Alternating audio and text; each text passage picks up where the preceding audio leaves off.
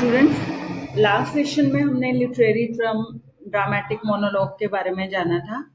आज उसी टर्म से रिलेटेड हमारे सिलेबस में जो पोइम है that is Victorian poet Robert browning की राबी बेन एज़रा, उसको हम करेंगे। पोइम के टेक्स्ट को लेने से पहले हम पोइट और पोइम के बैकग्राउंड को जान लेते हैं।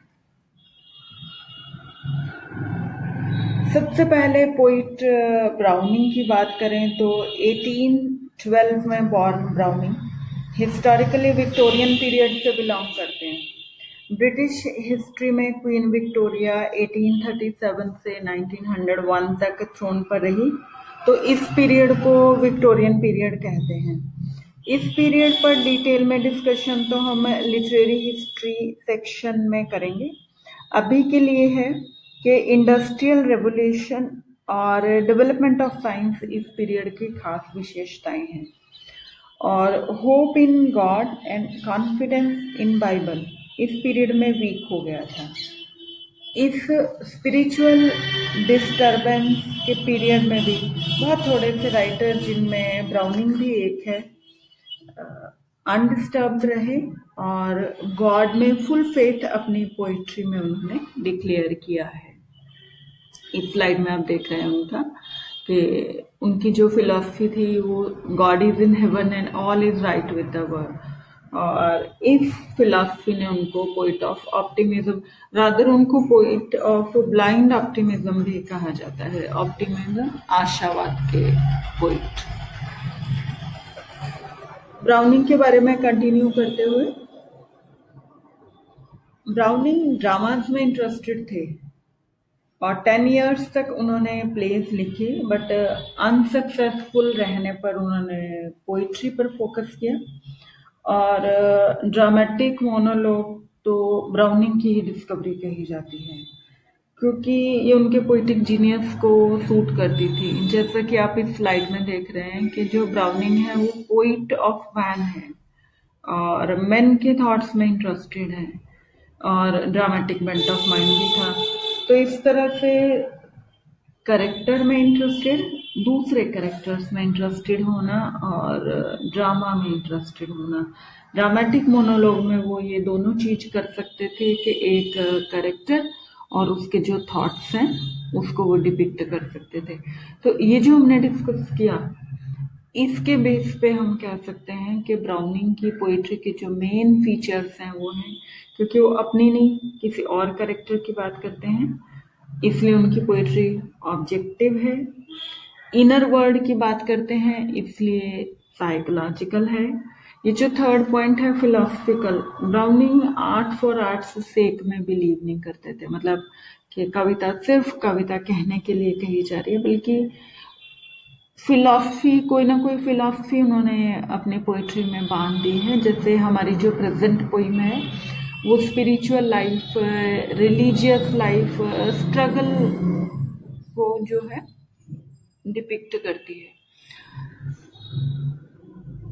नोट ऑफ ऑप्टिमिज्म है। और ये जो लास्ट पॉइंट है कि उनकी पोइट्री कॉम्प्लेक्स और ऑब्सक्योर है, ये उनके कंटेंट या थॉट प्रोसेस को लेके नहीं, बल्कि स्टाइल की वजह से उनकी पोइट्री को कॉम्प्लेक्स और ऑब्सक्योर कहा जाता है, क्योंकि उन्होंने अपनी पोइट्री को लास्ट पे फिनिशिंग टच या म्यूजिकल और लिरिकल बनाने की कोशिश नहीं किया, क्योंकि उनके लिए जो वो कैरेक्टर है और उसके थॉट्स जो है वो ज्यादा इम्पोर्टेंट थे। मेजर वर्क्स ऑफ ब्राउनिंग है, ड्रामेटिक मोनोलॉग्स उन्होंने मोस्टली लिखे हैं, और man and women, ring and the book, ये उनकी पोइट्री कलेक्शंस के नाम है। ये जो रेड आप देख रहे हैं, ड्रामेटिस पर्सोनाई, हमारी जो सिलेबस की पोइम है राबी बेन एज़रा, ये इस कलेक्शन के अंदर है और ये कलेक्शन 64 में पब्लिश हुई थी। पोइम की बात करें तो राबी जो है एक हिब्रू वर्ड है और इसका मीनिंग होता है ज्यूइश स्कॉलर, और जो बेन, ये इबन एक अरेबिक वर्ड है और इसका मीनिंग होता है सन, और ये एक 12th सेंचुरी ज्यूइश स्कॉलर को प्रेजेंट करती है पोइम के अंदर और उनकी फिलॉसफी को। पहले मैंने आपको बताया कि ये 64 में ड्रामेटिस पर्सोनाई के कलेक्शन में पब्लिश हुई है और ये एक लॉन्ग पोइम है। टोटल 32 स्टेंजर्स की पोइम है और हर स्टेंजर के अंदर 6 लाइन्स हैं। पोइम की बैकग्राउंड की बात करें कि 1859 के अंदर एडवर्ड फिट्जजेराल्ड ने उमर खयाम जो 12th सेंचुरी के पर्शियन पोइट थे उनकी रुबाइयात को ट्रांसलेट किया। तो ये जो रुबायात हैं ये प्रेजेंट मोमेंट को ग्लोरीफाई करती हैं कि live in this present moment, अभी खाओ पियो मौज करो ऐश करो, कल किसने देखा है। इस तरह की फिलॉसफी को ये जो ट्रांसलेशन है उस वक्त इसने प्रोपेगेट किया, प्रचारित किया, ये थॉट बहुत पॉपुलर होने लगा। तो रिलीजियस बेंट वाले ब्राउनिंग अदरवाइज तो अपने जो कंटेम्प्रेरी इश्यूज हैं उनमें उनका ज़्यादा इंटरेस्ट नहीं था और वो जो टाइमलेस इशू है सोल उसी में इंटरेस्टेड थे। लेकिन पर्टिकुलरली ये जो थॉट था कि प्रेजेंट मोमेंट में जीना और कोई कल नहीं है और अभी खा पी लो मौज कर लो, इसके अगेंस्ट उन्होंने ये पोइम रैबाई बेन एजरा प्रेजेंट की। और अब इसकी फर्स्ट लाइन, ये फर्स्ट स्टैंजा है और फर्स्ट लाइन देखिए, grow old along with me. मतलब जब सिर्फ यूथ को और प्रेजेंट मोमेंट को उस वक्त जो बहुत पॉपुलर था तो उसको कंडेम करते हुए, क्रिटिसाइज करते हुए ब्राउनिंग ने एक पोएम लिखी जो ओल्ड एज को, रिलीजियस बिलीफ्स को, परफेक्शंस को ग्लोरीफाई करती है कि हो सकता है यूथ में हम बहुत कुछ चाहते हो लेकिन पा ना सकें, लेकिन हमने जो चाहा, हमने जो कोशिश की, भले ही हम अनसक्सेसफुल रहे, वो भी बहुत मायने रखता है लाइफ में। जैसा कि सितारों को ना छू पाना कतई शर्म की बात नहीं है, लेकिन नज़र में सितारे ना होना वाकई ही शर्म की बात है। मतलब ब्राउनिंग ने इस थॉट को प्रचारित किया कि आपके पास ड्रीम्स होने चाहिए।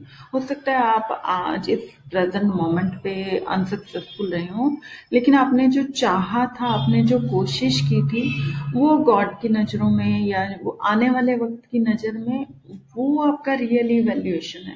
आपने पाया क्या वो नहीं, आप पाना क्या चाहते थे ये आपका रियल इंट्रोडक्शन है। तो नेक्स्ट टाइम हम टेक्स्ट को लेंगे, रबाई बेन एजरा के टेक्स्ट को लेंगे। ये इसकी ब्राउनिंग के बारे में, इसके पोइम की बैकग्राउंड के बारे में था कि उमर खयाम की रुबायात जो बहुत पॉपुलर हो रही थी और वो जो जिस थ्योरी को, जिस फिलॉसफी को प्रोपेगेट कर रही थी उसको ब्राउनिंग ने अपनी इस पोइम के थ्रू कंडेम किया है। नेक्स्ट सेशन में हम फुल टेक्स्ट को लेंगे।